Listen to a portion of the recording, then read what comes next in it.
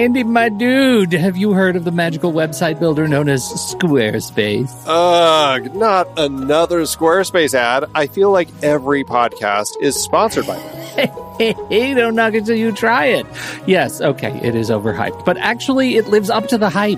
Squarespace is like a website fairy godmother. With a click of a button, your site transforms into a beautiful masterpiece. A website fairy godmother? That sounds interesting. What makes it so magical? Well, for starters, those slick templates make anyone look like a professional web designer. Pick one, customize the colors and fonts to match your brand, and voila. Plus, the drag-and-drop fluid engine is so easy, your grandma could build a site on Squarespace. Well, she did knit me a lovely scarf last Christmas. Maybe website design is next. Exactly. And when you're ready to sell your Nana's handmade scarves online, Squarespace has built-in e-commerce. Add a store with one click. Get flexible payment options. Then watch those sales roll in. And when she wants to teach others her steezy scarf skills, Squarespace's new courses feature is just the ticket. Nana can set up her curriculum and enrollments and payments in a snap and become the next e-knitting influencer. Oh, wow, you really sold me with the grandma angle. Sign me up for that free trial. Just go to thenextreel.com/Squarespace and transform your site into a beautiful Squarespace masterpiece. Well, thanks, Pete. Even though it's overhyped, Squarespace actually sounds perfect for Nana's site's needs. Appreciate the warning on the ads, though. I'll brace myself next time I listen to a podcast. Anytime. Let me know if you need any help getting that site up and running.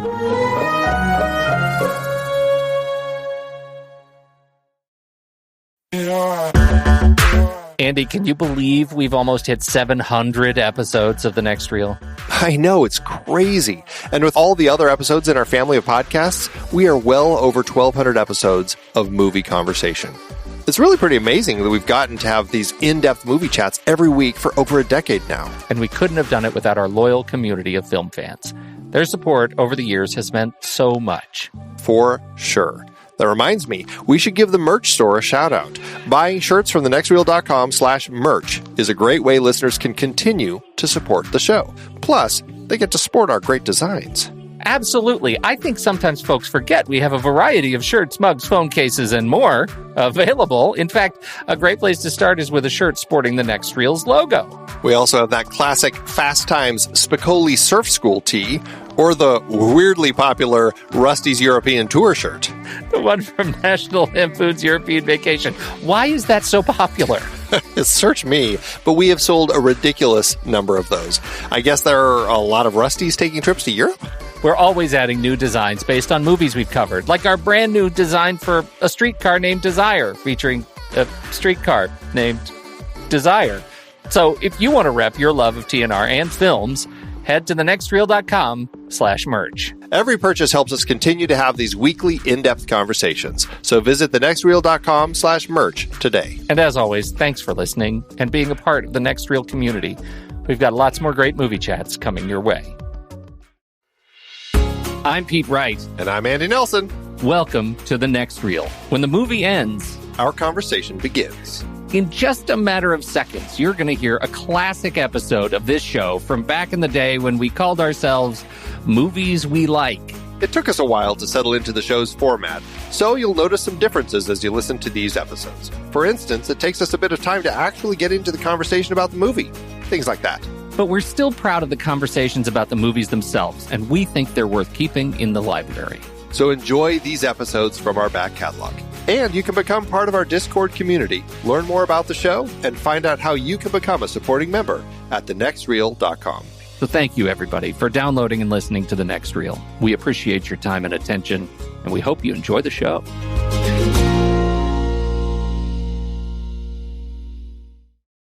Let me tell you what I've done this week. Let's see. Have you heard of this show, True Detective? I've heard of it. Have you watched it? I've heard of it. Spanky, that's a good show. I know. It's HBO. I've got to wait and... You know what I did? I signed up for the HBO Now. Oh, you should do that. You should totally do that. You get the first month is free. I didn't even know that was available yet. It is available. You just download HBO Now, and it's only iOS right now. It's exclusive, I think, for only 3 months, and then it'll be out for Android. But anyway, so you download it, you sign in, and it makes you create a little account. But then you have essentially all the HBO Go stuff that you used to get when you would steal your username and password from that cousin that you don't talk to anymore. You know what I'm saying? And because we all have that same cousin. I swear it's that one cousin in Oklahoma that gives out their password to everybody. Now you don't need to. You can be legit. And so I've done that. And I'm telling you, True Detective, I can't get out of my head. There's so many concepts that are jammed in there that are just fascinating. Unreliable narrator. 8 o'clock day one. You want to talk about tracking shots? I know we're going to be talking about tracking shots tonight. That's right. Yeah. Episode 4. Epic tracking shot in a riot in the projects. It's unbelievable what they pull off in this. It was amazing. I started that on Monday. Nice. Finished it today. Excellent. Well, I'm still.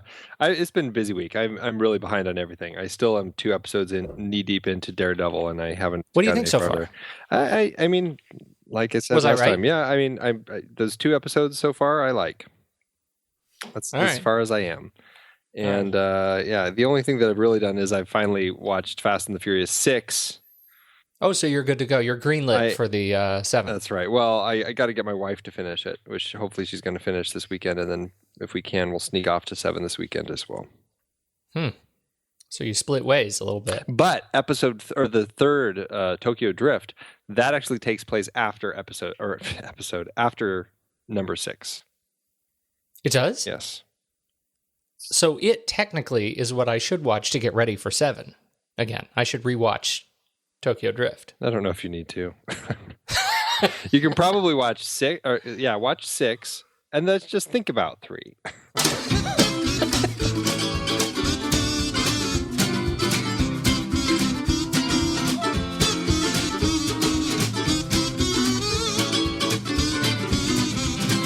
Welcome, everybody. It's The Next Reel. I'm Pete Wright, and that there is Andy Nelson. Howdy there. And we spoil movies. Tonight on the show, the final in our 2000... It is the final, right? It is the final. final. We're not doing any more of it. Okay. The final in our 2015 film noir series with the 1958 noir from Orson Welles. Oh, man, he's a big boy in this movie. Touch of Evil. But before we do that, you should head over to thenextreel.com to learn more about us. You can follow us on Twitter and Facebook at The Next Reel. And if you, too, are a dirty, cheating, lying, stinking man of the law, you should head over to Instagram.com/TheNextReel and play The Next Reel's Instagram #hashtag Pony Prize, hashtag Guess the Movie Challenge. Andy, how did we do against those dirty cops this week? It was, it was quite a stumper this week. It really had those detectives working overtime trying to uncover the truth of the situation. Dirty detectives. Dirty detectives. And it took actually all the way up into the last image today. So that's a full 7 images in.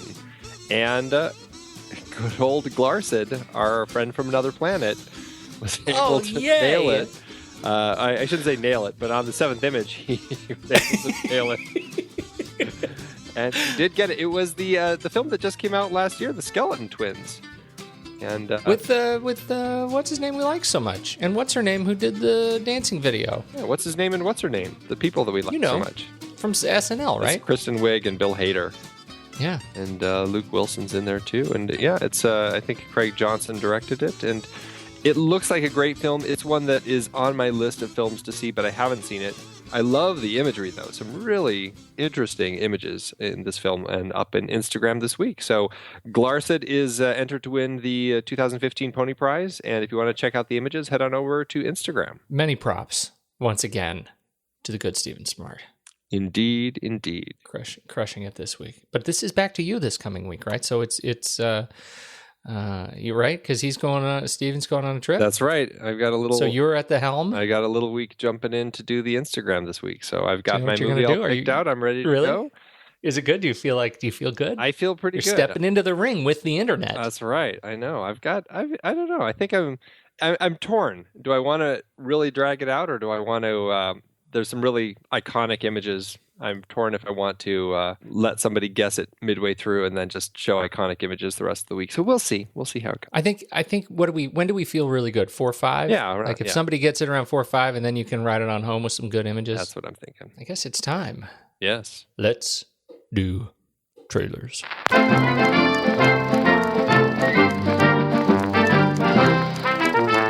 M. Night Shyamalan's an interesting director.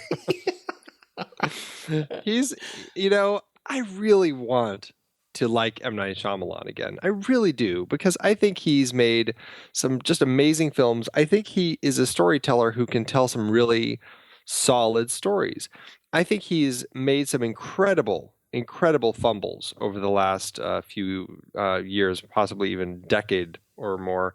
I just don't know what's happened. I don't know if he is, having doubts as he writes and trying to please people. I really don't know. I want him to make great films again. I mean, I love The Sixth Sense. I'm one of the people who love Signs. Unbreakable. I think that he's made some really fascinating stories. I think he kind of got caught up in his own hype of the twist ending and all of that, and I think that hurt him quite a bit. But I think that jumping into Hollywood projects certainly hasn't helped him out at all, with the just abject failure of most of them. So his new film, which is coming out this September, I want to like it. I really want to like it. The trailer looks good and creepy. It's called The Visit, and basically it's about 2 kids whose grandparents want to have them at their place for a week. And so their single mother sends them over to Grams and Pops for a week to just hang out with the grandparents and everything. And it really looks like it's kind of a found footage type of film. These kids are very camera savvy. They're filming everything, and it just feels very much like they're walking around filming this whole thing. Of course, Grandpa sets a very key rule that bedtime's at 9:30, and it's best if you don't come out after that. I have not seen your Nana this happy in years. Bedtime here is 9:30. It's probably best you two shouldn't come out of your room after that. See you in the morning. 9:30? 9:30. It's 10:47. We think there's someone outside the door. What the hell was that? I think Nana's not feeling well. Would you mind getting inside the oven to clean it? Stop! Nana, stop! So creepy. I don't know. It's labeled on IMDb as a comedy horror. I don't know how that bodes for. It's not usually something that old M. Night usually trucks in. Yeah, same with the camera style. So I'm interested to see what happens here. I really want to see something that works. I hope that he can find a way to pull it off, and that it doesn't end up just in the camp of all the rest of the garbage that he's been cranking out.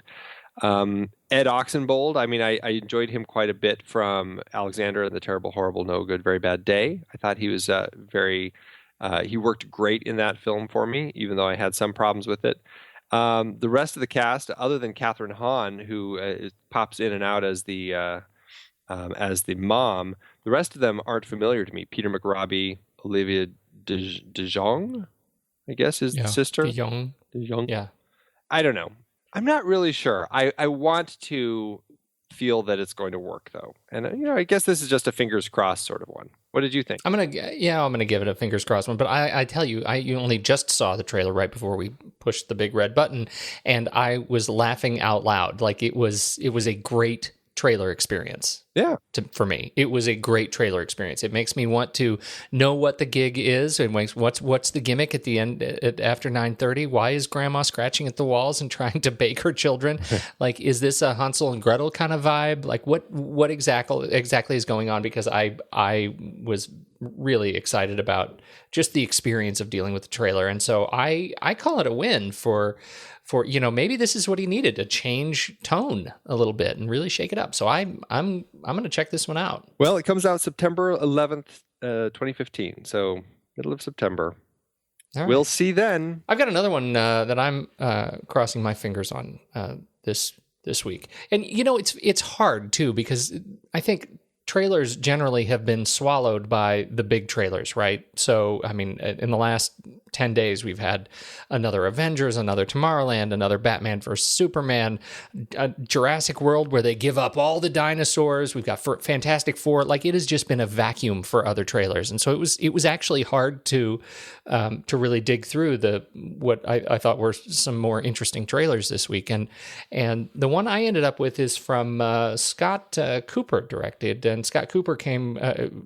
I don't know much from Scott Cooper, but he did Crazy Heart, which I think you liked, right? I liked Crazy Heart, and then he did Out of the Furnace. Which I like. I actually liked Out of the Furnace more than I liked Crazy Heart. So he's got some interesting stuff going on, and he did. This film is Black Mass, the true story of Whitey Bulger, murderer and kingpin, right, in South Boston, played by, weirdly, Johnny Depp. It starts with a really long conversation between David Harbour and Johnny Depp, where Depp is trying to get him to give up a family secret recipe. What did you marinate this steak in? Because it's out of this world. You're killing me with it. What's the family secret recipe? It's ground garlic and a little bit of soy. No. You said to me, this is a family secret, and you gave it up to me, boom. Just like that. It lets us see Johnny Depp's really strange hair treatment in this film. Some of the tone, which I think is more interesting at this point than Jack Sparrow.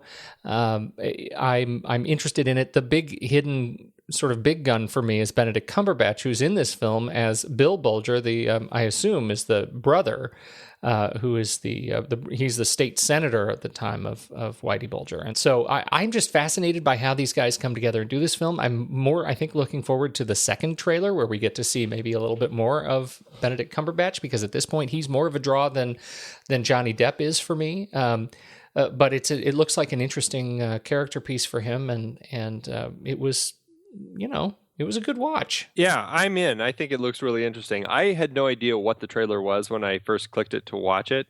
And the way that his contacts looked, like you mentioned his hair, I thought his eyes were so strange looking. I thought I was watching like a trailer for a horror movie or something, because he looked like he was a possessed demon or something. I couldn't quite figure it out. And then as the trailer went on, I realized what it was, but quite quickly. But initially when I saw those eyes, I'm like, okay, he must be like an otherworldly being or something. His eyes they're very weird. But I agree. Incredible cast. I mean, aside from Depp and Cumberbatch, Joel Edgerton, Juno Temple, Corey Stoll, Kevin Bacon, Adam Scott, Peter Sarsgaard. It's got really an incredible cast, and it seems like one of those projects where everything could come together. And I mean, I think Johnny Depp is a fantastic actor. He doesn't show it all the time, but I totally agree. Yeah, I think that he can certainly bring it, and I am looking forward to seeing him bring it here. I'm so glad you said that, because I totally agree. I think, I just think he's had kind of a string of weird sort of stunt cast roles that haven't played out very well. And I'm tired of the Pirates of the Caribbean. Or Mordecai. Oh my goodness. What a disaster that was. I didn't see that one, but yeah, it was a disaster. All right. So that's it. And it comes out September 18th, 2015. Nothing like a little fall mafia. There you go. Family mafia fun. Yeah, it'll bring back a little hint of the Donnie Brasco. Andy, I've got this ticking noise. No, really, it's this ticking noise inside my head. All right. Move along, Keith. Starring this outstanding cast: Charlton Heston, Janet Leigh. I could love being corny if my husband will only cooperate. Orson Welles, co-starring Joseph Calleia, Akim Tamiroff, with guest stars Marlene Dietrich, Zsa Zsa Gabor. What are you trying to do? We're trying to strap you in the electric chair, boy. Only the offbeat, original, creative powers of Orson Welles could bring you so suspenseful, so gripping, so different a drama of love threatened by vengeance. Mike may be spoiling some of your fun. Mike? My husband, yeah. And if you're trying to scare me into calling him off, let me tell you something, Mr. Grandy. I may be scared, but he won't be. of a struggle between titans. You framed that boy. Framed him! Of a manhunt like nothing you've ever experienced. Oh, God, now. I'm a husband. What did you do with her? Where is my wife? My wife! Touch of Evil, 1958, from Orson Welles. Screenplay by Orson Welles, as adapted by Whit Masterson, who wrote the book. We've got some, I think one of the things that you might say about Touch of Evil is that it was a film that was made with no controversy, where everybody really liked one another, and it was made simply from beginning to end. Just like all of Orson Welles' films. Just like every single one of Orson Welles' films. And that would be true if it were not in this universe, because this was a mess. It was a hot mess. Oh, yes. And so we also had some contributing rewrites and reshoots from Franklin Cohen and Paul Monash, as they, you're going to have to unravel all of the different versions and changes, and just where do you want to start? Because which version did you watch? Both versions of it, the two that are available. Well, there's actually 3 available. There are 3 available, and I watched 2 of them. And actually, Paul Monash, I believe, wrote the original adaptation of Whit Masterson's novel before Orson Welles came on as director, and then proceeded to rewrite it at that point. And then Franklin Cohen came in and wrote the new scenes that were added. Yeah, this was a bit of a mess. Orson Welles, I think he was one of those directors who really knew how to put an incredible story together. I think that he just had a hard time working in the Hollywood system and making the Hollywood system work for him. And I think, I listened to a lot of commentaries, a lot of people talking about this, and read some stories about what went on, and nobody really, it's hard to pin blame on Universal. It's hard to pin blame on Orson Welles. I think everybody shares a little bit of the blame. What it seems to have happened is Orson Welles directed the film. Universal was very happy with everything going along. They really thought Orson Welles was doing a great job, and he came in on time, and I don't know if it was under budget or right on budget, but he came in without going over budget. And then he cut the film, and my understanding is then he went off to Mexico to start working on his next project, which was going to be Don Quixote. And Universal was, I guess, a little miffed that he left like that, because they wanted to continue doing some tweaks in the edit and stuff. And so somebody at Universal decided, well, he doesn't want to work on it anymore. So that's when they brought Franklin Cohen in to do some rewrites for some new scenes. They re-edited it. They cut some stuff out that they didn't like.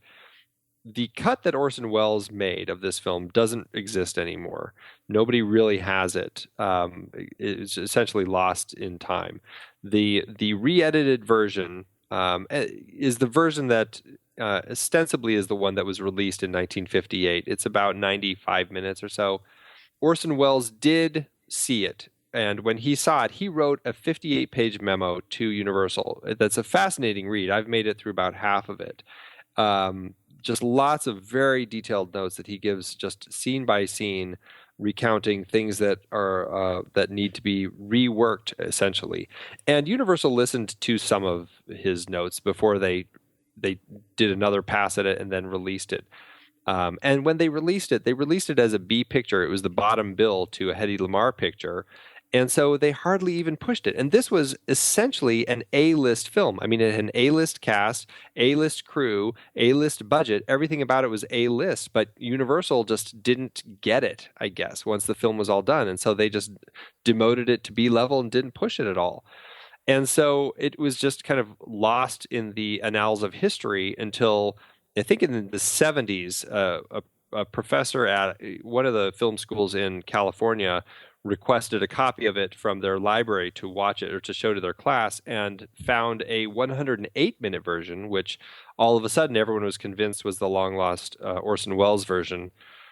it didn't take long for people to realize it wasn't. It was kind of a mishmash of a few different cuts, a few different extra things added, but it gave some new footage, and so it excited people. And then finally in 98, some people came together and were able to take this. They got Universal to agree to fund this, and they basically got all the footage that they could find and assembled an extended cut of the film that is based on the 58-page memo that Orson Welles wrote, along with all the other notes that he had been giving to Universal at the time. So there's no such thing as a director's cut. This extended cut is much closer to the vision that Orson Welles wanted, but and it is a better version, I think. I mean, the shorter version, one could argue, is definitely more taut, and it does feel like it speeds along much quicker. But the longer version really the storytelling is much stronger. The design of the flow, as he put it together, works so well. And it's not a director's cut, but it sure feels like Orson Welles did have his hand in making it a stronger film. We should say that the person who spearheaded this final cut was Walter Murch, who I believe we've talked about somehow or another, right? I can't remember if we did. Or not. I'm not sure, but he's been around for some time, and working on Apocalypse Now and the Godfather films, and I mean he's been around for a long time. We should also give huge kudos, aside from Walter Murch, who played an incredible part as the editor of cutting this new version, but Rick Schmidlin is the producer who actually got the whole thing off the ground and really was the driving force in making it happen. I don't think it would have happened without him. It's amazing the changes, and even just I after I watched both of them, I just rewatched the first 10 minutes again just to see kind of a comparison of how much really changes in the first 10 minutes. The first obvious change is just the opening shot. I mean, it starts with an incredible single take, that just this long tracking shot as this bomb, you get a close-up of a bomb that is, the timer is set to about 3.5 minutes. It's put in the trunk of a car, and then we pull out as the driver of the car and his passenger drive down the road, and it all takes place in this border town. We end up meeting our protagonist and his wife, Charlton Heston and Janet Leigh, and then we follow it all the way across the border, and then the car explodes. It's an incredible tour de force of cinematic daring do, I guess you could call it. It's beautiful. And you saw it in its unadulterated glory. In the 1958 version, Universal put all of the film's credits over it.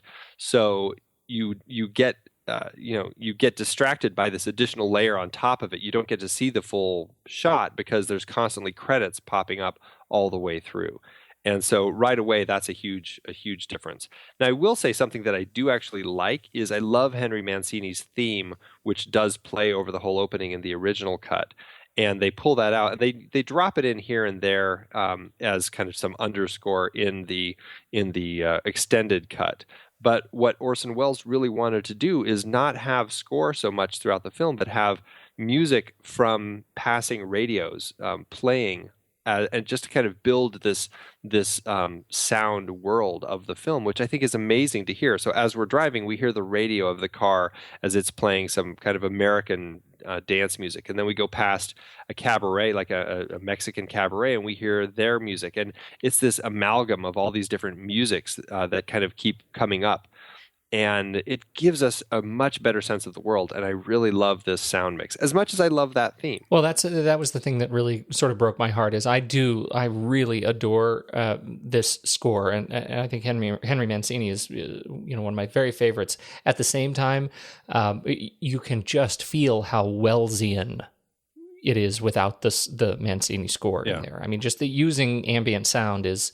Or this kind of hodgepodge of natural sound is such an Orson Welles vibe. I just can feel his hands on it. Yeah, absolutely. And then the editing, there's a lot more intercutting that happens once Susie, Janet Leigh's character, kind of separates from Mike's character as he starts dealing with this investigation, and she goes back to the hotel. There's a whole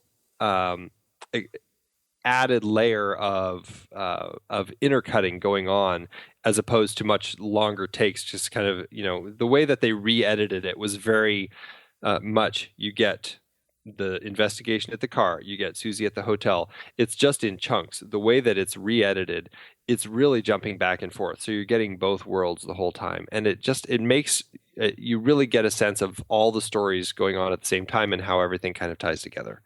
In the re-edit. In the re-edit.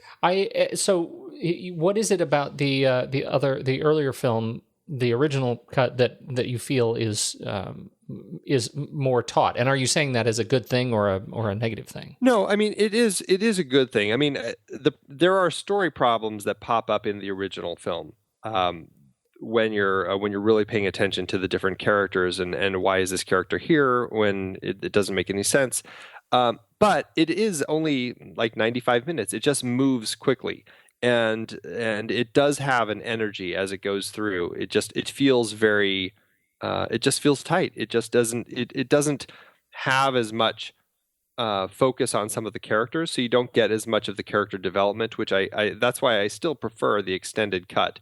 But sure. But if you really want to just have a taut story and you just kind of want to burn through it, I mean, the original, I mean, it's a lesser film, but I still think it's a great film. I mean, I saw that for years, for starting in film school, whenever it was first shown to me, all the way up until this re-edited version was released in '98. That was the only version I knew, and I thought it was great. I mean, it did have some confusing story elements, but at the same time, I could feel the hands of a master filmmaker at work, and I still loved it. It feels more like a B movie, only in comparison to the re-edit. Yes, it feels like it moves fast enough that we're just jamming some plot points down your throat, right, a little bit, and so I'm with you, but I think you're right. It is just a stunningly beautiful film, even with some weird cultural things that I can't quite wrap my head around. This whole idea of Charlton Heston playing a Mexican attorney is tough. It is tough. I will say, and not in a way to defend it, because, I'm always for casting. If you're going to, have a story with a Mexican character, hire a Mexican to play them. It's conversely, as an actor, not that I am an actor, but in the land of actors, I totally understand an actor wanting to kind of play something different and try it out. I can see that. That being said, I still prefer casting somebody who is actually the correct ethnicity for a role. That was not as popular of a thing. No, and in the 50s. And this film I get it. It wouldn't have gotten off the ground if Charlton Heston did not sign on. That's the thing, is like there would not be A Touch of Evil if Charlton Heston didn't sign on to be a part of it. And so now, what is the story as you understand it of Orson Welles getting involved? My understanding is that it was very much Charlton Heston who said, I hear Orson Welles is involved acting in it. I think I don't want to do it unless he directs too. Yeah, I mean, that's essentially what the story is, that Charlton Heston, he always spins, is that he thought Orson Welles would make a great director for it, and basically got him the job for it. And I tend to believe him. I don't see why that wouldn't be the case. And so I think it's great. I think Orson Welles was the right person to bring on the job for it and make it into something. I haven't read the book, but I think that this film just works so well that, I don't know. I feel like it's really just above the level of kind of a B cop thriller. That's also my understanding about the book, that the book was pulp, and that bringing Orson Welles in actually does greater justice to the source material than it likely deserves.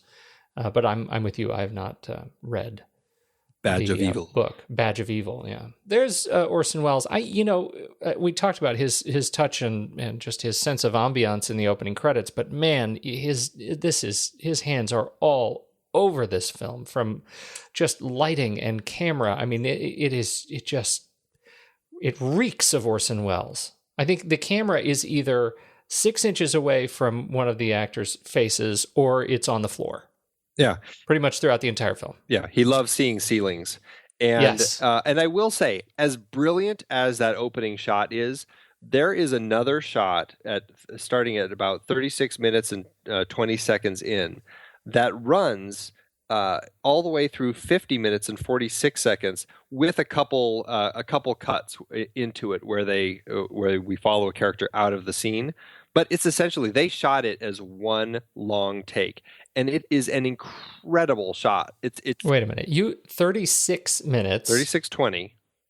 It's the all shot the way through. It starts to how long? To 50:46. It's the shot when they go into to arrest the what's his name? I'm blanking on the character's name right now. Yeah, the kid. Yeah, they go in to arrest the kid who they think has actually Sanchez. They think has actually planted this bomb. They go over to his apartment, and they go in there to talk with him and look for the dynamite. And that scene, everything in that house was shot as one single take. And it was actually the very first day of shooting. And it was supposed to be, I guess, 3 days of shooting, the way that it was built on the production schedule. And Orson Welles, just to kind of prove a point to the studio, because, I mean, he had always had trouble in the studio system. And so the studio, even though they agreed to have him direct it, they were still nervous about him directing it. And so he went and he rehearsed with his actors all day long. The studio is getting nervous because they still hadn't gotten a shot off by after lunch, other than a couple little like inserts. And it wasn't until like 5:30 or 6:30 at night that they finally started shooting, and they only shot for about an hour and 15 minutes because they shot the whole thing in one take, and they did a number of takes of it, but once they got it, they finished it. And Orson Welles at the end of it was like, okay, that's a wrap. We're now 3 days ahead of schedule.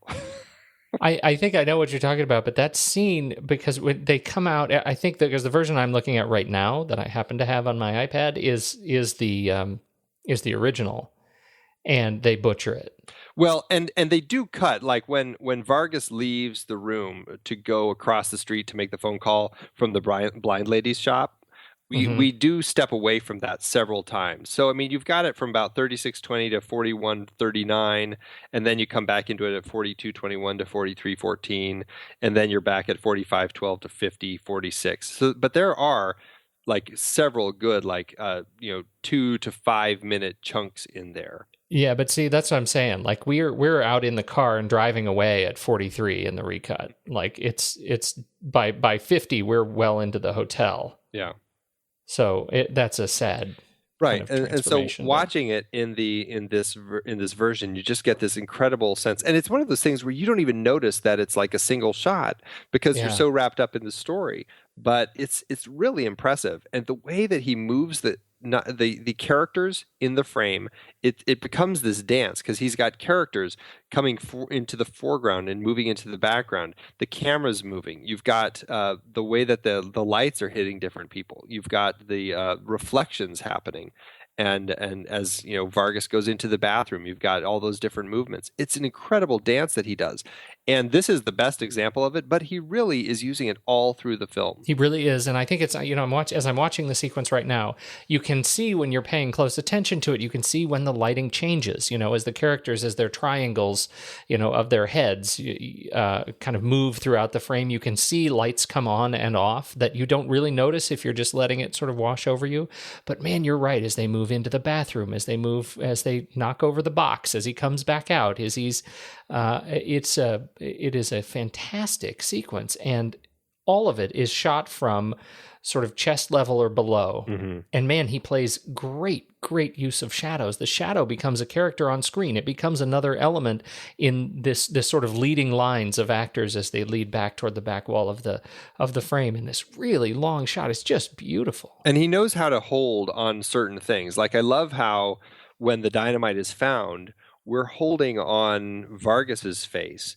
And as he's getting to react to this discovery, and he's finding out that the dynamite was found in this box, which he had knocked over earlier and knew that it was empty. And so the whole thing is on his face. And so you get that great reaction on Heston's face, which I think is just fantastic. That patience of that sequence when you watch him, he doesn't just act surprised. He acts like aggressively surprised over like a minute and a half. Right. It's wonderful to watch that look grow on his face, that intensity kind of evolve on his face. It's really great. Yeah. We could go shot by shot, but I loved the final sort of climax of the film as well, which feels particularly Wellesian. Oh yeah. The way he orchestrates the chase. Yeah. It's a beautiful shot. It's beautifully constructed. The way the movements happen. I love how the arm, the boom arm is kind of hanging out over the bridge, looking back at it. So you can see Quinlan and Menzies walking across the bridge on the top, and then down on the bottom you can see Vargas wading through the water underneath with the receiver as he's tracking them. Just it's beautifully constructed. I mean, this is a filmmaker who really knew how to place the camera and just in really interesting ways and get information across without having to hit us over the head with it. My favorite sequence is when they hit the bridge. They're having this conversation. It's very intense, and as Wells discovers the echo, they look. He looks out over the bridge, and they're lit sort of by a reverse side light, just like a key light. So all you see is this bright outline of them from the left, and both of their bodies on the right just blend into the black of the sky and the scene behind them. And it is just, it's like, it's a terrifying scene of awareness when he realizes that, I mean, because he's a giant brute of a man, Orson Welles. He's a terrifying person on screen, and he's the bad guy. And we've seen him, we should talk about his scene of, I think the most intense scene in the film in the hotel, but in this case, he's, we see him as, the evil element in this film, and to see his shape, his brawn on screen look so offended, makes for an incredibly powerful visual. Yeah, he is right from the moment we meet him when he steps out of the police car at the beginning. He's an overwhelming figure that is intimidating and feels like he's coming down on us the whole time. And what's interesting about that is the way they make him. He is has such a dramatic physical presence, but they also give him this weakness, right? They give him this bum leg. So he manages to carry off such a great sense of power, and yet he can hardly walk. Mm-hmm. And so that puts him in an interesting place, right? It's like he's always using his physical presence aggressively, like he's always backed into a corner in some respects. And that's where a lot of his power comes from, because people don't know how he's going to react. And it turns out he uses that power to influence the law by, planting evidence to make cases go his way. But we don't see that immediately. And so, it's an interesting display of power, I think. And it also becomes his downfall because of the cane that he has to walk around with. That's what he leaves behind after he kills Uncle Grandy. Right. That's a good point. Gives him away. And that's a sequence that we should probably talk about. What do you think about the assassination of Uncle Grandy? I love it. It's horrifying. I think that the sound design in that sequence is incredibly strong. The way that the music is coming in and out, along with kind of them fumbling around in this hotel room, the glass smashing. You've got the shots of Susan laying there on the bed in kind of the drugged state as she's kind of tossing around, and you've got this just horrifying strangulation that happens there, and culminating in one of the most frightening shots that I've ever seen. When certainly the most frightening in the series we've discussed. Yes, when Susan wakes up and sees the dead face of Grandy over her head. Ugh. The dead face surrounding giant dead eyeballs. Yes, and his tongue dangling out. It is shiver. It's so bad. It is so bad, and that it makes an impact. It really does. It's pretty terrifying. And so, yeah, it's a brilliant sequence. It is another one too that I think highlights the use of light, and he does a good job. I think a brilliant job of giving us the light sources in the room, and he does this through first of all letting us pass the sort of backlight from the room on the front side of the street, but as we get this really constrained chase between Uncle Grandy and Wells. He's chasing him around the room. He's always chasing him from a high angle. And being Grandy's being chased from a low angle, and it just ends up being a really intense run around a very small space. Lots of being backed into a corner, which is I think again it's a great display of the power differential between the two men. And Uncle Grandy he runs the mafia in this town while his brother is under grand jury indictment, and so it makes for a testament to their political relationship too, I think, which is really strong. But as they break the light or break the window on the rear of the room, and we see Wells grab him as he's trying to escape and scream for his well-being before he's strangled, this we get a sense of where the light and shadows are coming from, and it creates such an incredibly just withering atmosphere in this room. It's certainly the most noir of the noir that we've talked about for me. That scene, I would also throw in there the, I don't know if I guess you can call it a rape scene, even though it doesn't sound like they really ended up raping Susan. But that because of the Hays board. Yeah, yeah. And also just the strange, I don't know if I ever fully understand Grandy's design. It's like the strangest way to try to get Vargas to back off of his brother. Guess what it is? Let's kidnap his wife, make her think that she's been raped. We're going to get her arrested on a drug charge, and we'll use that against Mike to free Grandy's brother or get him off of the grand indictment. No sense at all. It's a very strange way of going about it.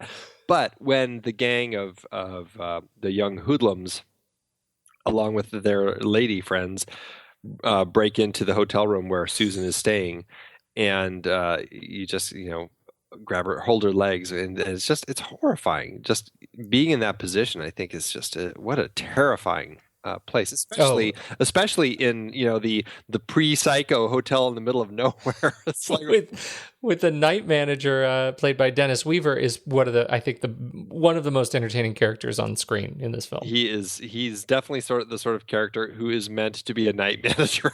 He absolutely is. I think you're right. That sequence is just terrifying. Mostly because they do such a great job of, again, capturing her perspective, shooting down onto her and shooting way, way up onto the thugs and their girlfriends, who are the worst. Girlfriends are supposed to be the positive influence. They're supposed to meter and soften the gang members, the men. I saw West Side Story. I guess that didn't really hold true all the way around, but still, when she turns around and says, "I want to watch," it's just horrible. Well, and what's funny is knowing who that is. That's Mercedes McCambridge, who is, we've talked about her on this show before. She is the voice of Reagan when she's possessed by the demon Pazuzu in The Exorcist. That's right. That's right.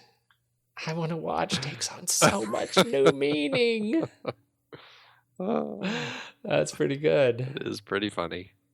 Anybody else that, anything else you want to talk about with regard to the good Mr. Wells? I feel like we've hammered on him a little bit. Yeah, but I think that, again, he does know how to construct a film. I mean, he started in theater and in radio and in film. He always knew how to put something together. Going from the beautiful tracking shot that we have at the start that we already talked about, immediately you get this car exploding, and then you cut into handheld camera work, which is brilliant. You've got that fantastic shot when Grandy finally twists Quinlan's arm enough to get him to start drinking, and you have the two of them in the bar as Grandy gives him some more drink, and then you've got this wonderful it's almost like not quite overhead shot, but it's definitely a shot, looking down on Quinlan, and it's on an arm, and then it just kind of lifts up, and Quinlan just kind of drops and diminishes into this shot, almost like he's descending into hell.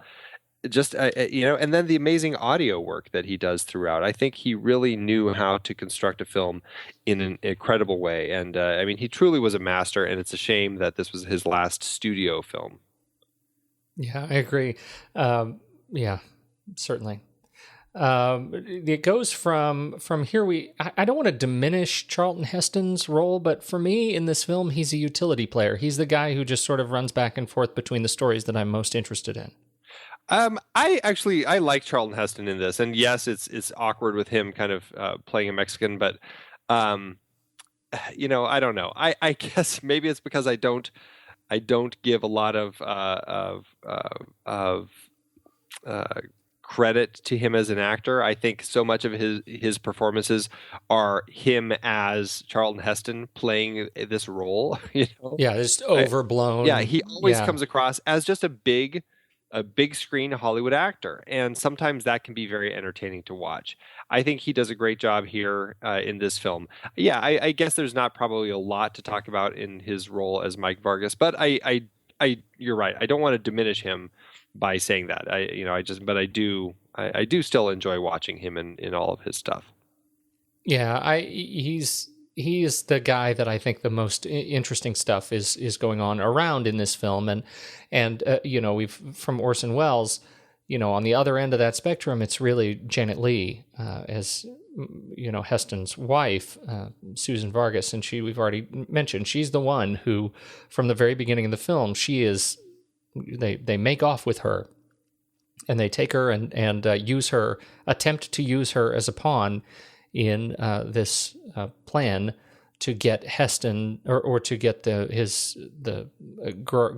Uncle Grandy's brother released from prison. Mm-hmm. And her story is so interesting because, first of all, she reads like a strong character, right? Yeah. She comes off as a strong character, and it's interesting to see how she approaches, these hoods as they are kind of always on top of her, whether it's in the beginning where they're really just kind of slinking around, always sort of watching and skulking in the shadows, to when they actively, break into or first taunt her at the hotel by turning on the music and trying to drive her crazy, and then get the master key to actually go into the room and start their machinations on her. Yeah. It is just such a horrifying story to watch her go through, and I think she was just great in it. Yeah, she's fantastic. She's beautiful. She's great. She's just very easy on the eyes. She's just a beautiful actress, but she just is so good in this role, and I think she's so strong. And I think my favorite scene is watching her initial confrontation with Grandy, and just the way that she doesn't hold back when she's talking with him. She's really she knows how to stand up for herself. She's I guess you could say she's a policeman's wife, albeit for a very short period of time. This is their honeymoon after all, hanging out in the border town. Yeah, right. The strangest honeymoon. But I think that she does know how to hold her own, and she's great in this. But when she is trapped in that scene, it is terrifying, and you really feel for her because she does come across as such a strong character. It makes you feel for her that much more. Yeah, I think so. From there, who else do we have that we really need to talk about? Charlton, Janet, Orson. Who else is on your list? Well, Joseph Calleia, I think, is great as Menzies in this. And I think what makes him great is he is the change character for us in this film. He is the character that we watch transition over the course of the film, because neither Vargas nor Quinlan really change. They kind of go on their trajectory, but it's through this story that Calleia, who's been a huge defender of Quinlan taught him everything he knows. Quinlan, as he says, it's an incredibly poignant conversation at the end when he says, when Vargas, they're basically working to set up Quinlan by planting this microphone on Calleia. And Vargas tells him, he's like, "Come on, you're a good cop." And Calleia says, "Yeah, and you know who made me that way? It was Hank." Yeah. And it breaks your heart, because this is that realization where the man who taught me to be a good cop is not a good cop, and here I am bringing him down. But it's an incredible transition for this character, and I love seeing this transition because he starts from being Quinlan's right-hand man to being this guy who's defending him when evidence is popping up, to finally having to reveal that cane when he found it at the scene of the crime, and knowing that it's the right thing to do, even though it means that he's going to have to bring his boss down, to finally really to acting to stop Quinlan. It's powerful.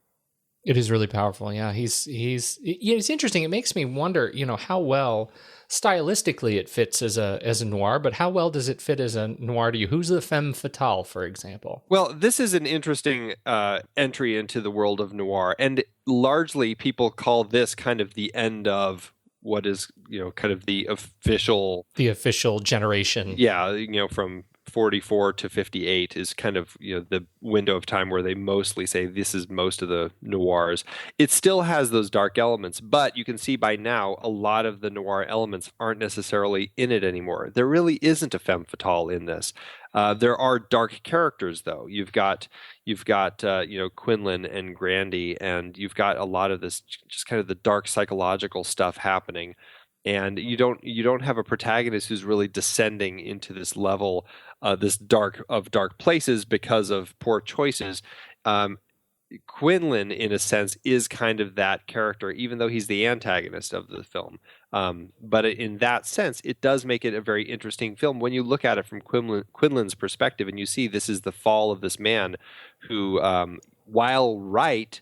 In the end, it is revealed to us that this guy that he's trying to pin this crime on did confess and did actually do it.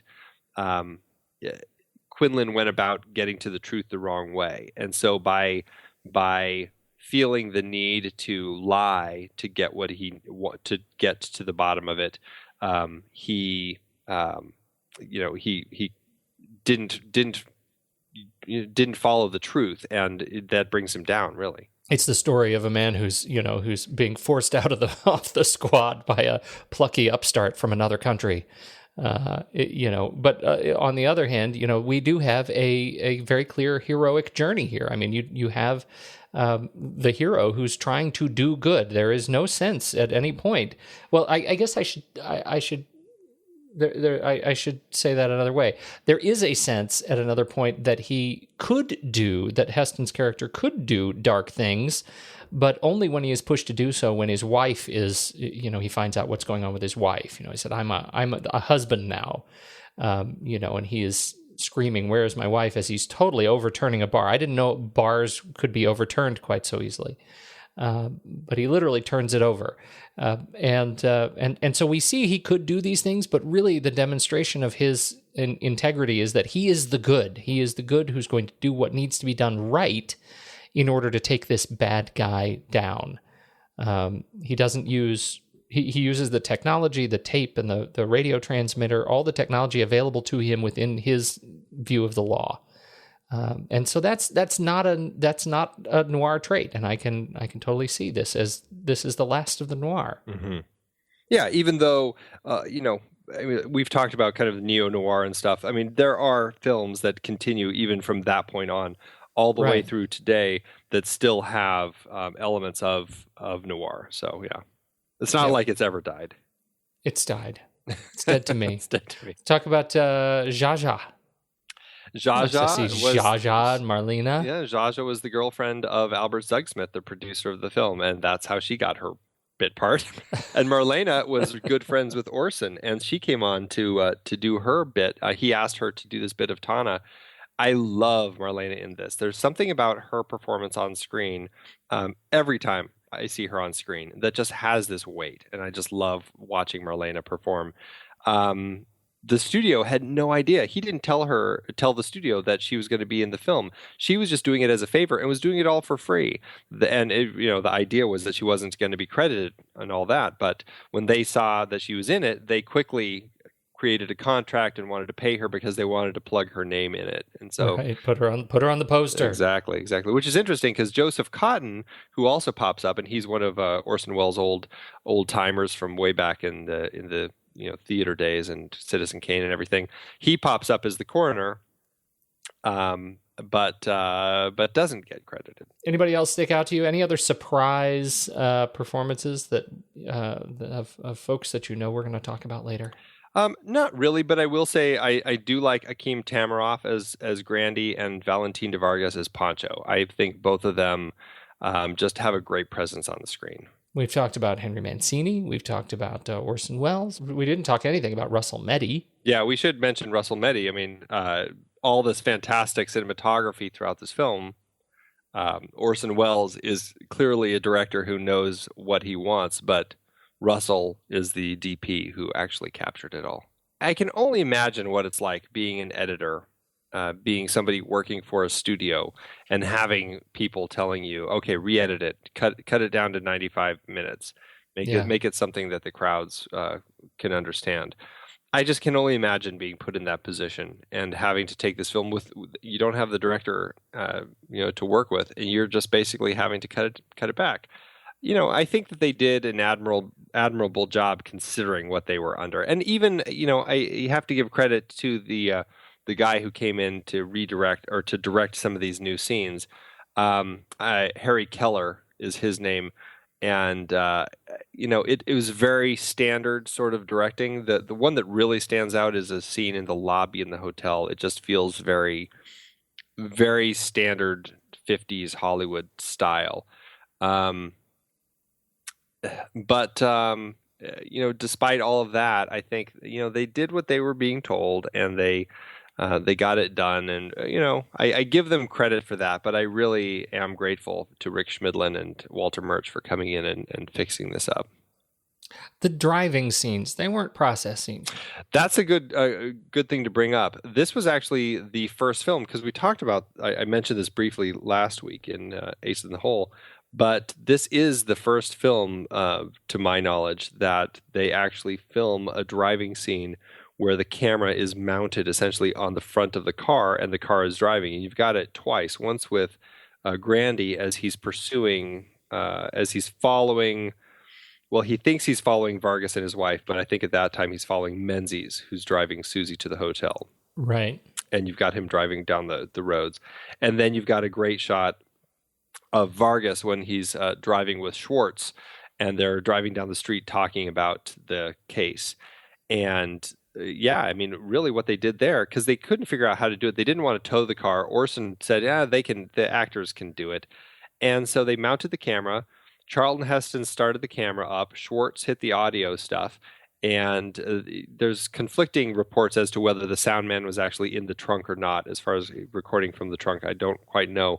But, really, Charlton Heston started the camera, said action, drove, filmed the scene. At the end of the scene, Orson said, "How was it?" And Charlton Heston was like, "Good, but I want to do another take." And so this was really the first time where you could get that, and it's so great looking when you watch that scene. It's so much different than watching a process shot. It's the wind. It's the right? wind. It's the wind in their hair. It's the way their voices. It's little vibrations. It's everything. Yeah. I totally agree. I feel good. Yeah, I think this is good. I think this was a good representation to kind of end on. We did a good broad stroke look at the world of film noir in the window from 44 to 58, kind of covering all a variety of the films. And I think that there's a lot of good stuff in all of these films. I think this one, it doesn't have all the same noir elements that the other ones do, but it's got this really interesting psychology going on and this exploration of evil and this dark side. And it's you can see where cop characters like Mackie from The Shield come from, right? Oh yeah. It's the same sort of mentality of the ends justify the means. And I think that the thematic idea of doing what's right and does the end justify the means comes through really well in this story, and it makes for a really engrossing a tale to watch, and I have a great time watching it. It's got great noir elements, and it's a fun one to end on. Oh, I think so too, and I think it also makes me think of you bring up the Shield. I think I was talking about True Detective. It's very very similar kind of vibe to these end justifies the means. And it turns out, the way they play with those characters, it ends up being sort of a different tone. But you really get the sense that the dirty cop vibe comes from here. And this isn't even clearly not the first time we've seen a story of a dirty cop, but this is the one that sort of defines the dirty cop in the context of civic power. And I think that ends up being a really interesting story. And of course, played by such an incredible, powerful actor as Orson Welles. What a great way to end. And put in a border town, which I think is an interesting place to have this set, where you've got already, as I think Vargas says at one point to Susie, the border town always brings out the worst in a country. So you're already kind of getting this sense of this dirty, dingy world. How did it do, though? I mean, it wasn't that well received critically at the time, was it? Or not, I should say critically, but popularly. Well, like I said, it was diminished to be the bottom of a B. It was the B movie of the roster, and because of that, it just didn't get a lot of marketing, and nobody, it didn't get the word out there. Unfortunately, Universal didn't know what it had. The budget on it was $829,000, adjusted to today's dollars. That's about $6.7 million, and it ended up making. What did it make? I mean, it did okay for itself domestically. It grossed $2.2 million. Adjusted as that's $18.1 million. So, and from what I could tell, this isn't taking any of the 1998 re-release into account. So all told, it ended up making an adjusted profit per finished minute of about $120,000. So, it wasn't a failure. They still made money on it. And Universal was able to, keep it as one of their catalog to go to for years before the re-release brought it even more money. Where does this stack up for you, in the scope of the noir that we've talked about? That's a good question. I love this film. I really have always just found it just a fascinating film to watch. I may actually still have this up on the top. Like it's way up there with Ace in the Hole and Double Indemnity. It might be my favorite of the bunch. Yeah, I'm worried that it is for me too, and I made an awful big deal last time. So, not Ace in the Hole, but of Out of the Past. Right. Well, what do you think? Shall we rank it? Let's do it. Head over to flickchart.com/thenextreel and you can see how our stack rankings line up with your stack rankings. Join and friend and like us and then take a look at our golden ticket list. The golden list of our top 100 very, very favoriteest movies ever. All right. Touch of Evil or Hot Fuzz? Well, that is a tonal shift. Yes, Flickchart loves to throw tonal shifts our way. I'm going to go with Touch of Evil on this one. Yeah, so am I. Touch of Evil or Sleepless in Seattle? I'm also going to go with Touch of Evil on this one. So am I. Touch of Evil. Oh, here you go. Or Ace in the Hole. I'm going to go with Touch of Evil on this one. I am going to join you in that. Touch of Evil or Brazil? Wow. Are you ready? Are you ready for this? You go first. Touch of Evil. Boy. I mean, now don't push me too hard because I could fall the other way really easily. I know. I really. It's Brazil, man. It's Brazil.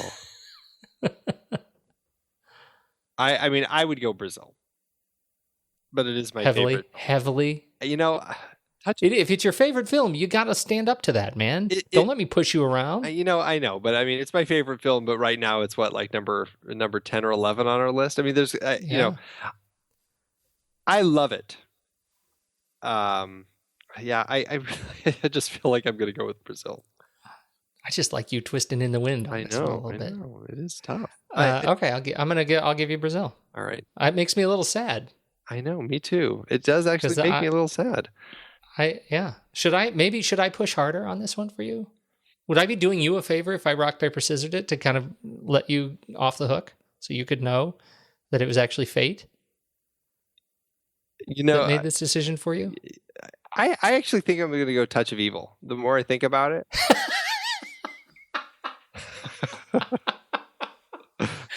See, it's amazing. This is like it's like a new Rochambeau for you. You found this way where it's like just talking about it twisted me around. I can see into your soul. Man, what happened there? What happened?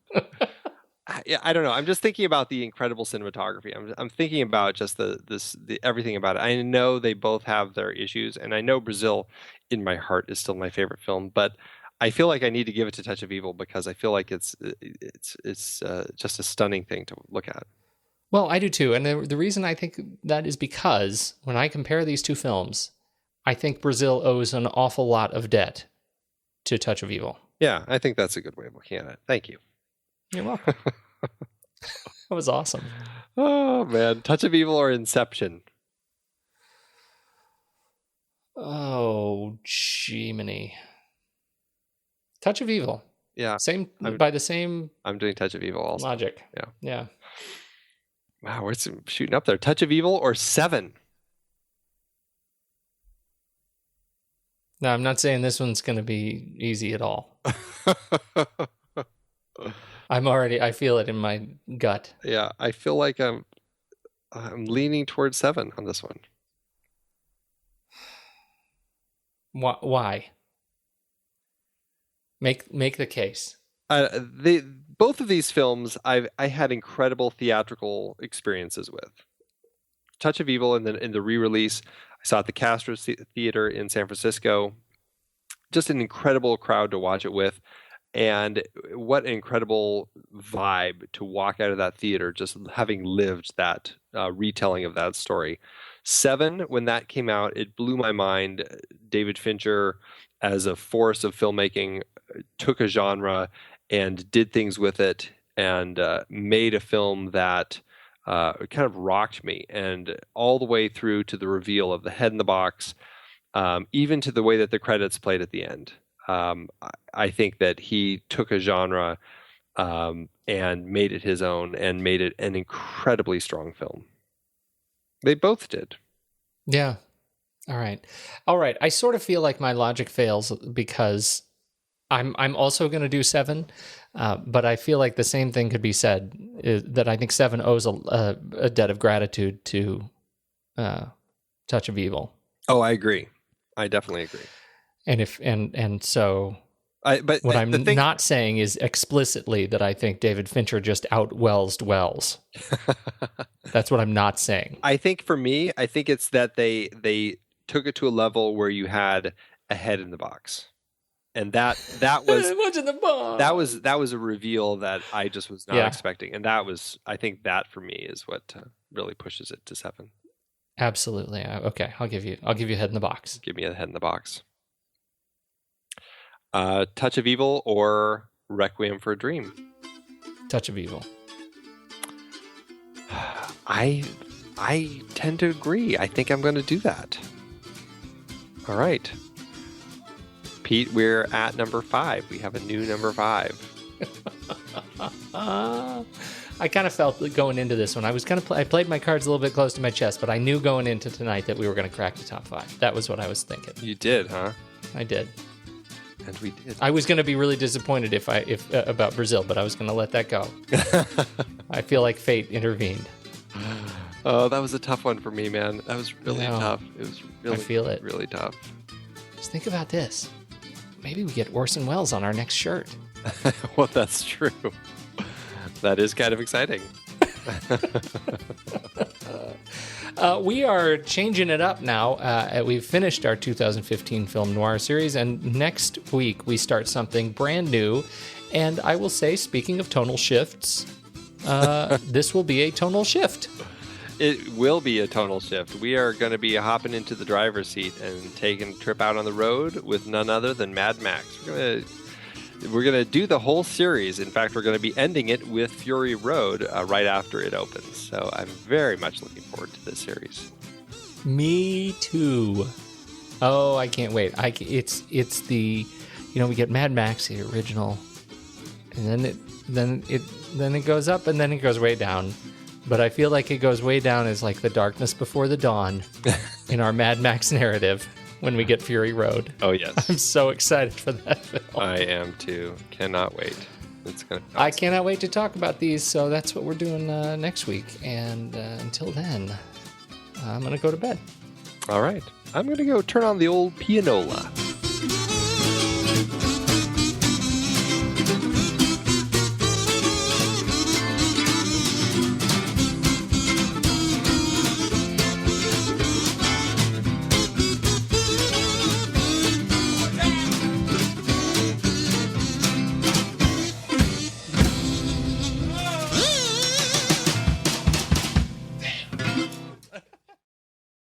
This comes in from Anne, Mystery Lover. Gives it a 1 star. She says it's an unfortunate movie. Of course, the format that she watched it on was VHS tape in 2002. So I don't know. Maybe it was the format. This was one of the worst movies I've ever watched. The acting, directing, cinematography, and script were just bad. I got the impression the actors were trying to be the worst they could be.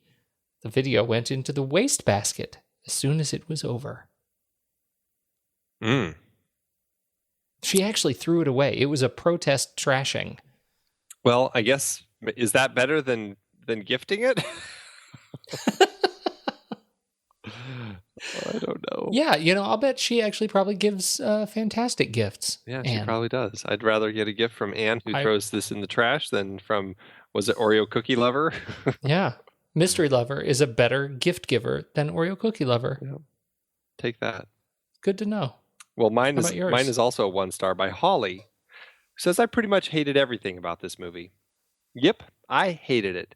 I did watch the entire movie, but I pretty much hated it. I could say I didn't like it, and I really didn't, but mostly I really hated it.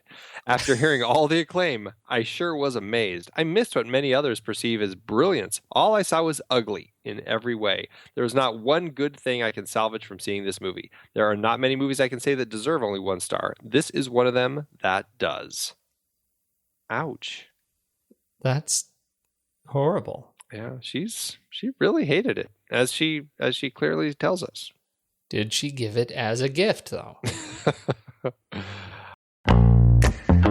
Andy, it is hard to believe that we have been having in-depth weekly conversations about movies since 2011. You are telling me. Producing this show week after week requires a ton of work behind the scenes. If you'd like to help support our efforts, one easy way is by using our Originals page when shopping for books and movies that we've covered. Just visit thenextreel.com/originals. Your purchases made through our links give us a small commission at no extra cost to you and allow us to keep having these great discussions. I love The Next Reel Season 4. Do you know why? I don't. Why? Because we got to talk about my favorite movie, Terry Gilliam's Brazil. That's not even an adaptation. No, but it was such a great part of our great Terry Gilliam series, and a few others in that series were adaptations, like The Adventures of Baron Munchausen, adapted from Raspi's stories, and La Jetée, which inspired 12 Monkeys. Oh, right. And for our Man with No Name trilogy, we saw how Sergio Leone's A Fistful of Dollars was basically stolen from Kurosawa's Yojimbo. We added Labor Day to our Jason Reitman series, adapted from Joyce Maynard's novel. Oof, there's one we'll always regret. Our big Stephen King series covered adaptations like The Shining, Cujo, Christine, and Stand By Me, great horror and coming-of-age tales. Another Coen Brothers adaptation, too. We got to talk about how they turned Homer's The Odyssey into Oh, Brother, Where Art Thou? For our holiday series, we did The Bishop's Wife and The Poseidon Adventure. And who could forget seeing Alec Guinness in the adaptation of Kind Hearts and Coronets during our series dedicated to him. We really need to do more of his films. Truly.